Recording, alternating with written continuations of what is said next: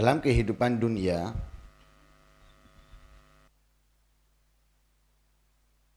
kita itu memiliki teman dan sahabat.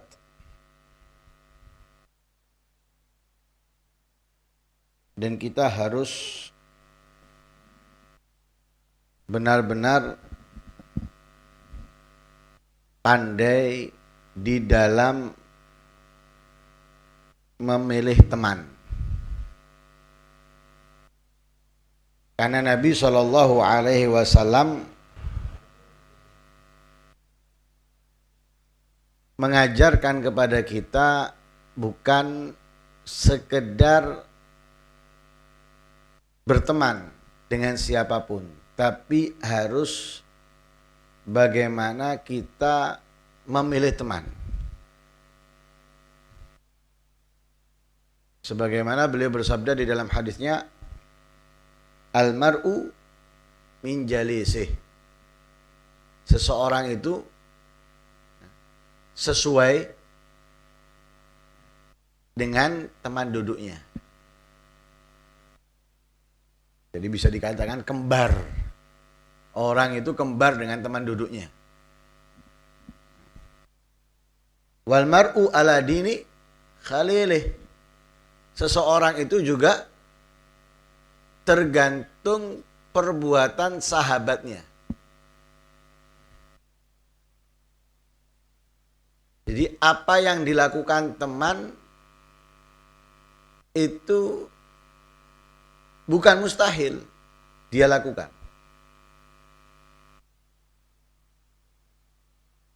Kalau baik ya baik, kalau buruk ya buruk. Tergantung teman. Sehingga Nabi SAW memerintahkan kita falyanzur ahadukum man yukhalilu. Maka hendaknya kalian itu memilih, memerhatikan, melihat siapa yang kamu jadikan teman. Banyak orang yang menjadi teman sekarang, tapi belum meninggal sudah menjadi musuh. Itu nggak masalah. Nggak masalah itu. Yang masalah itu teman di dunia tapi menjadi musuh di akhirat. Dan itu tidak mustahil. Banyak terjadi. Banyak terjadi. Sebagaimana Allah Subhanahu wa taala dalam ayat Al-Qur'an, al-akhillau yawma idzin ba'dhum li ba'din aduwwun illal muttaqin. Al-akhila, sahabat teman, yauma idzin, di hari itu, di akhirat kelak, ba'dhum li ba'din adu, satu sama lain menjadi musuh, saling tuntut, saling marah, saling mengancam. Kenapa? Karena dalam persahabatan itu ada hak yang harus dijalankan satu kepada yang lainnya. Bukan teman itu pokoknya ketawa-ketawa, kakak, bukan. Teman itu asik, berangkat ke sana bareng, ke sini bareng, bukan. Karena dalam persahabatan itu ada hak yang harus dijalankan. Dari satu ke dua, dari dua ke tiga, atau dari dua ke satu, dari tiga ke satu, itu harus. Ada hak yang harus dijalankan. Sebagaimana Nabi SAW bersabda, Ma min sahibin yashabu sahiban, walau sa'atan min naharin, illa su'ila an suhbatihi yaumal qiyamah hal aqama fiha haqqallah au adha'ah. Tidak ada orang yang menjalin pertemanan, persahabatan, walaupun 1 jam dalam waktu siang atau sesaat di dalam kehidupannya, ya, kecuali nanti akan dipertanyakan oleh Allah di dalam persahabatannya, apakah ia menjalankan haknya Allah atau menyia-nyiakannya.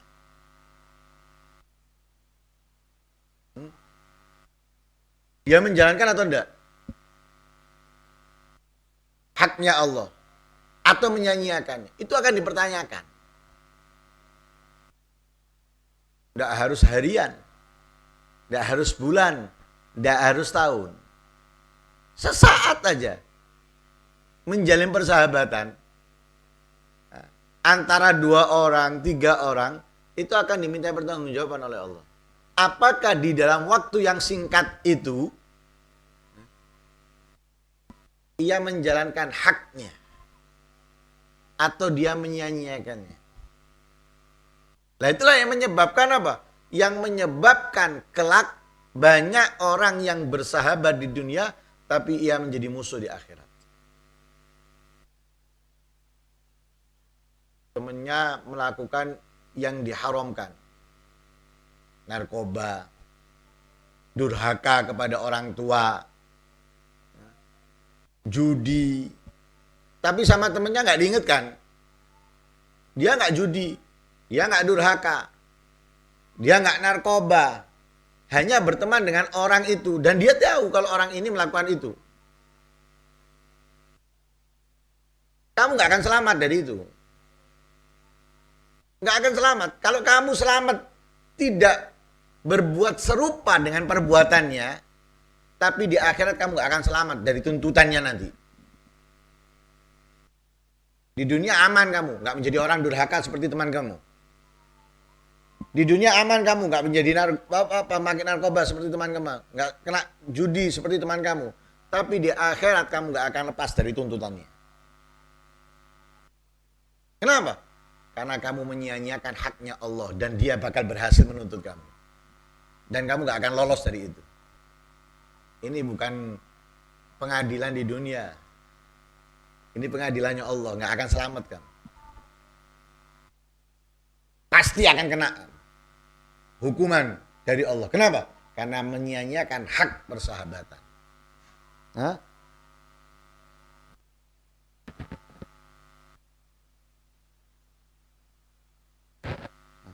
Lah karena itu kita ini harus pandai memilih. Agar kita ini dengan persahabatan mendapatkan keberuntungan. Ketika di dalam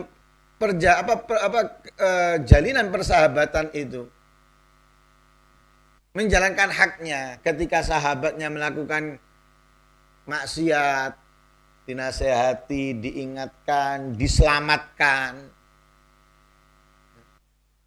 Ketika sahabatnya tadi itu mulai kendu, mulai males, mulai menjauh dari kebaikan, walaupun tidak melakukan kemaksiatan, hanya membuang waktunya sia-sia, ya, duduk-duduk di rumah,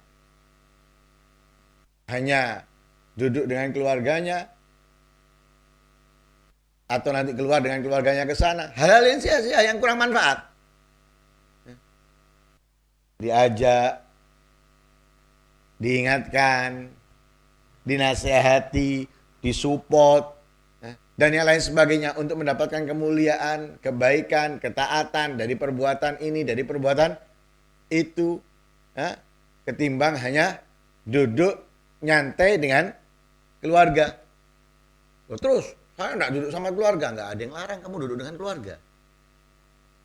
Tapi juga bukan setiap hari, bukan setiap saat dengan mereka. Akhirnya kamu meninggalkan banyak kebaikan, banyak kemuliaan. Rasulullah duduk dengan keluarga. Para aulia duduk dengan keluarga. Tapi lihat habisnya waktunya mereka untuk apa? Habisnya waktunya mereka itu untuk memberikan manfaat. Kepada siapa? Kepada keluarganya, kepada lingkungannya, kepada umat manusia pada umumnya. Bukan anteng. Lah, diajak temannya daripada nganggur. Lah, persahabatan yang ini yang memberikan keberuntungan besar nanti. yang memberikan kemuliaan, keistimewaan. Karena Allah di dalam ayat tadi mengatakan illal muttaqin, kecuali persahabatan yang di dalam persahabatan itu dijalankan haknya, maka nggak akan menjadi satu sama lain musuh. Yang ada satu sama lain saling menyelamatkan. Dan satu sama lain akan menyelamatkan.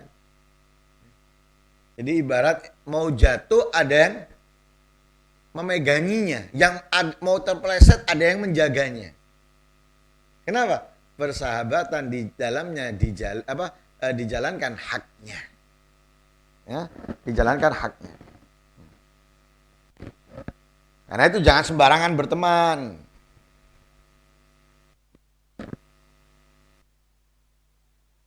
Apalagi pertemanan itu mempengaruhi besar perubahan. Yang kita tadinya giat bisa menjadi males. Yang tadinya kita dekat bisa menjadi jauh. Itu efek dari persahabatan. Kita berteman dengan orang males, akan menjadi males. Berteman dengan orang yang sering mencaci, sering menghina, akan menjadi pencaci, akan menjadi penghina. Karena itu duduk itu ya, jangan dengan orang-orang seperti itu.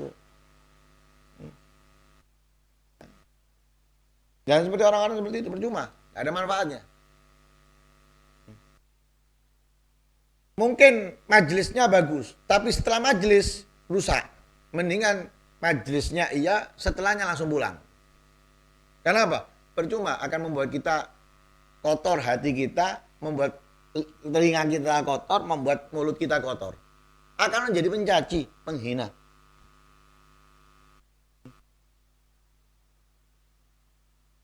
Jadi percuma. Itu bahaya. Makanya dilarang oleh Rasulullah kita berteman kecuali dengan orang yang beriman. Karena apa? Karena ketika kita berteman dengan orang yang beriman, lebih-lebih bertakwa, orang yang saleh, maka kita akan mendapatkan kemuliaan yang besar. Tapi kalau kita berteman ya, dengan orang yang naudzubillah ya, pencaci, penghina, pembenci, penyebar fitnah, ya, atau orang yang senang omong kosong dan yang lain sebagainya, kita akan mendapatkan banyak keburukan. Ya, pertama, sifat kita, watak kita akan serupa dengan dia tanpa kita sadari. Sifat kita, watak kita akan sama dengan orang itu tanpa kita sadari. Tadi nggak ada pada kita, tapi karena kita duduk dengan orang-orang itu, akhirnya kita memiliki sifat itu tanpa kita sadari. Tahu-tahu ada di dalam diri kita. Yang kedua, melihat orang-orang yang lalai, melihat orang-orang yang berpaling, melihat orang-orang yang jauh dari kebaikan, ketaatan, itu membuat kita nyaman dengan mereka. Membuat kita akhirnya condong dengan keadaan mereka. Akhirnya membuat kita meremehkan kemaksiatan. Jadi hati kita ini menganggap kemaksiatan itu hal yang biasa. Bukan hal yang menakutkan dan mengerikan.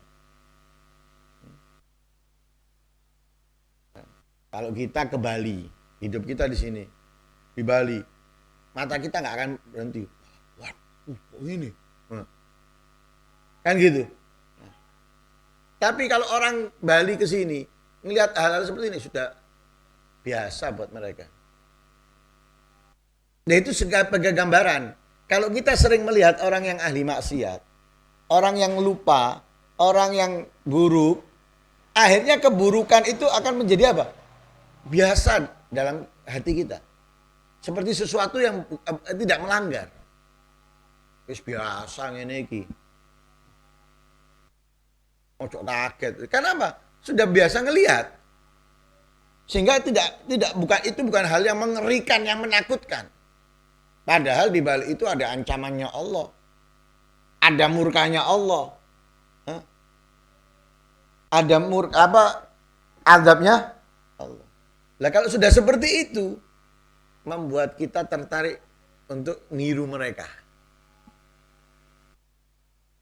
Yang rambutnya merah, yang rambutnya dikelabang, ya, yang kemudian ditato. Niru siapa? Kenapa mereka melakukan itu? Karena melihat, ngumpul dengan mereka. Kumpul dengan mereka, duduk dengan mereka, melihat mereka, akhirnya ingin nyerupai mereka. Dari rambutnya, dari tatonya, dari pakaiannya. Ingin menyerupai. Kemudian menganggap ucapan mereka, perbuatan mereka, baik. Karena itu risiko berteman dengan orang-orang seperti itu. Latas al anil mar'i latas al wasal an qarinihi. Fakulu qarinin bil muqarani yaktadi. Jangan tanya tentang seseorang, tapi tanyalah temannya. Kalau kita mau tahu seseorang itu nggak usah langsung tanya, ya gimana fulan, nggak usah. Siapa temannya fulan? Siapa temannya fulan? Contoh agak gambaran gitu. Sering hadir pengajian, dekat dengan satu kiai, belum nikah orangnya. Kemudian datang ke rumahnya seorang perempuan, ingin melamar. Kira-kira mereka menolak? Nggak bakal menolak. Tahu alasannya mereka nggak nolak kenapa? Cedak ambek kiai. Sering ikut kiai. Itu seperti apa? Gambaran. Nggak usah tanya tentang orangnya. Gimana orangnya? Nggak usah. Tapi lihat siapa temannya. Siapa temannya. Itu menunjukkan, menggambarkan bahwa teman itu sangat mempengaruhi. Diterimanya itu loh. Untuk melepaskan anak putrinya, itu pengaruh siapa temannya orang ini. Yakin kalau temannya bajingan, perampok, penjudi, pemakai narkoba, walaupun dia nggak make, nggak ngerampok, pasti ditolak.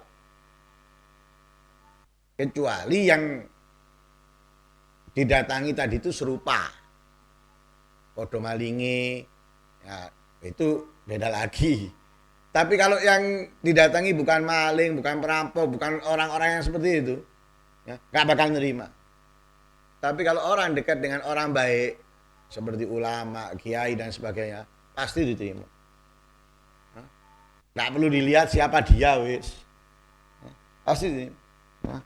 Fakullu qarinin bil muqarani yaktadi. Kenapa? Karena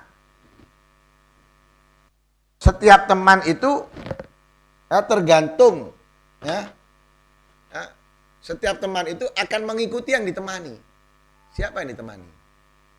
Nah, dia akan menyerupai itu sudah. Makanya temannya siapa? Fulan. Oh, ini pasti ngikuti ini. Ikut ini. Ikut ini. Karena itu berteman dengan orang yang sehat seperti para ulama, ya, para aulia, itu membuat kita yang malas menjadi semangat. Tapi kalau kita berteman dengan orang yang jahil, orang yang malas, ya tambah malas. Wis malas tambah malas, ya, tambah malas. Karena itu Nabi SAW memberikan gambaran kepada kita, ya, teman duduk yang soleh itu seperti penjual misik atau penjual minyak. Antara ia memberi kamu atau kamu membeli darinya, minimal kamu mendapatkan harumnya. Salah satu dari tiga sudah. Antara dia ngasih kita, atau kita beli darinya karena tertarik dengan harumnya, ya, atau minimalnya kita mencium baunya. Kita nggak dikasih, kita nggak membeli, tapi kita mencium harumnya. Teman yang buruk itu seperti tukang las. Ya. Antara ia membakar bajumu atau anggota badanmu, atau kamu kena aroma lasnya, yang membuat kamu nggak harum, kena asap dan lain sebagainya. Dari harum nggak menjadi harum. Karena itu jangan sembarangan milih teman. Ini asik orangnya. Fresh saya dengan dia. Ini dan lain sebagainya. Iya, tapi kamu harus tahu bahwa teman ini pengaruh loh. Pengaruh untuk keimanan kamu. Pengaruh untuk ketakwaan kamu. Pengaruh juga dengan kemaksiatan kamu dan kemungkaran kamu. Nah, karena itu kita harus pandai memilih teman. Harus pintar memilih teman agar kita bisa mendapatkan hal-hal yang baik dari pada teman tersebut. Ya. Wallahu a'lam.